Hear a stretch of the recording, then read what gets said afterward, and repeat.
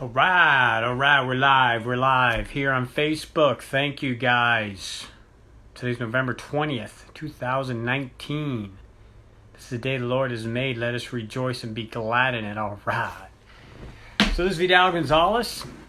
I'm going to get to it. I'm here to share with you tips on how you can better your current situation.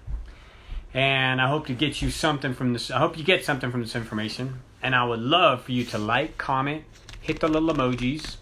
Yeah, I like seeing those little things pop up. They come up there. Whenever you hear something that resonates with you. And lastly, share this video if you know somebody this might help. Okay, here we go. Whatever it takes. You must do WIT. WIT is an acronym. Whatever it takes, all right? You must do whatever it takes in anything that you do. In life, we have the opportunity to make choices, all right? We have free will, and our choices will put us farther away from our goals, or they're going to take us closer to our goals. You have to make that choice every single day. Remember, the choices you make today determine your future. So you need to do whatever it takes to get to your future. And that's part of doing the right choice so you can get to your goal. So if your new employee or rep comes in and tells you, this system is not working for me. Now, is that the case? Or is it that the rep is not working the system? Let's think about it. When there's a proven system in place, things get done. Do you think McDonald's makes the best hamburger? Do you think that Starbucks has the best coffee? Do you think Apple has the best phone on the market? I don't know. Maybe they do. But I know I can make a good hamburger. I know my wife makes good hamburgers. I know a lot of people who make really good hamburgers. I know people who make really good coffee. But what's going on? They have a system. Whether you believe it or not, they do. And what is important is the fact is that after visiting McDonald's, let's think about this. McDonald's, let's stick on him. Ray Kroc, all right? Ray Kroc did whatever it took to get the franchise of McDonald's when he saw how well McDonald's brothers were doing with his milkshake mixers. He used they bought some milkshake mixers, and McDonald's was just blowing up, right? So he went over there, checked it out. He said, man, this stuff is good. I want to get in here. He did whatever it took to get the franchise. He knew this was going to be big, and he opened up his first big franchise a year later. Ray ended up buying the brothers out for $2.7 million. Listen to this. He bought them out for $2.7 million. And he turned that into over 7,500 stores worldwide with sales of over $8 billion at the time of his death. Bought it for 2.7, created sales of up to $8 billion. That's pretty darn good, right? That's a good investment. And he did whatever it took to get that franchise. Howard Schultz, you've heard of him? He's a Starbucks guy. Well, he went to Italy on a buying trip. I don't know if you know this, but I'm going to share this with you. He went to Italy on a buying trip for Starbucks. And when he came back with an idea to have espresso beverages along with the whole bean coffees that they sold, he said, I want to do espresso beverages.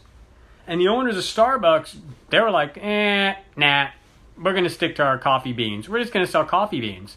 He's like, no, I think we should really sell this espresso stuff. So he did whatever it took to open up his first store. He followed his vision. He said, I'm going to do this. This is going to be successful. I see what's going on in Italy. I see what's going on in Europe. They have this community going on with this espresso drinks. And 2 years later, Starbucks management sold its retail unit to Schultz. So 2 years after he did whatever it took to get his business started, Starbucks sold their retail unit to him. And you know the rest is history. There's a Starbucks on every corner.